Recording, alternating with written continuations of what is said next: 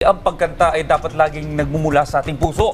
Kaya na lamang ang ating soulful acoustic singer na si Miss Dana San Antonio. Hi Dana, good morning. Good morning Good po, morning. Sir Bien and Audrey. Okay. Microphone, yan. Hello. Sige, go.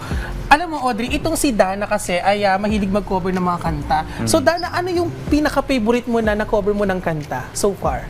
To be honest po, yung pinaka-favorite ko po na cover na kanta is yung Malibu po ni Miley Cyrus. Oh. Kasi po, this song po, it feels like summer po. Sani- Parang warm hugs, ganun. Very gentle and calm. Very Gen Z, si Audrey. Kaya nga, dahil siya. Well, sanay ka mag-perform sa maraming tao talaga. Hindi ka na, wala Yes kang po, stage yes. fright. Wala naman po. Ano experience mo kanina dito? First time ka nag-perform sa national television. Nakaka-overwhelm po kasi this is my first time nga po on national television. And syempre po, looking forward po sa mga susunod pa. So, are you Hopefully. planning to write your own songs? Meron na po akong few songs po na nasulat. Oo. And yun lang po, wala pa pong chance na ma-record po siya sa studio po. Oo. Okay, pero kailan ka nag-start na maging interested sa singing? Singing. Interested po ako sa music kasi po yung parents ko po, mahilig po sila sa music. And yung mom ko po talaga, yung mother side ko po ay talagang into music po sila. So, kinalakihan ko po. So sa street nyo, kayo yung naghahari sa karaoke kapag video kapag Oo. ano? May Maingay po, maingay. Kami po Maingay. pinaka-maingay. So may mga plans ka future plans sa pagkanta. Hanggang saan mo gustong dalihin tong talent mong ito? Oo. Mula po pagkabata ko, since kinder po, gusto ko na po talagang pumasok po sa entertainment industry. So, inaay ko po talaga siya. And hindi ko po akalain na this soon po ay makikita na po ako on live television. Oo, so passion niya talaga yung pagkanta, no? So bukod sa pagkanta, Dana, ano pa yung pinagkakaabalahan mo sa buhay? Bukod po sa pagkanta, I'm a broadcasting student po at Bulacan State University. Oh, Okay. okay. Yes. Ang alam ko na seminar na ata namin sila. Oo, kaya kilala ka Before, niya. oo. Audrey. Oo.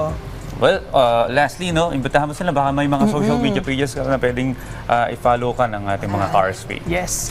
On my YouTube po, please subscribe to my channel, Dana SA, on Instagram and Twitter at Dana San Antonio, and sa TikTok po at Sabel San Antonio po. Ayan. Alright. So once again, pakinggan na natin ang another song from our guest performer, Dana San Antonio.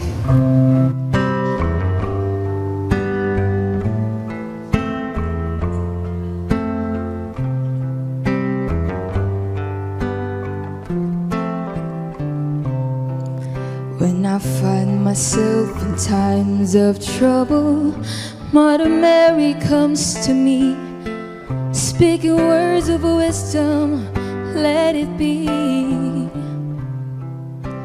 And in my hour of darkness, she is sitting right in front of me, speaking words of wisdom, let it be. Let it be. Let it be, let it be, oh let it be. Whisper words of wisdom, let it be. And when the broken-hearted people living in the world agree, there will be an answer, let it be.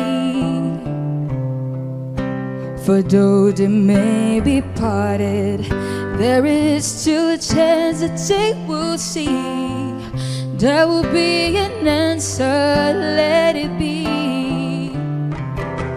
Let it be, let it be, let it be, oh let it be. There will be an answer, let it be. Let it be.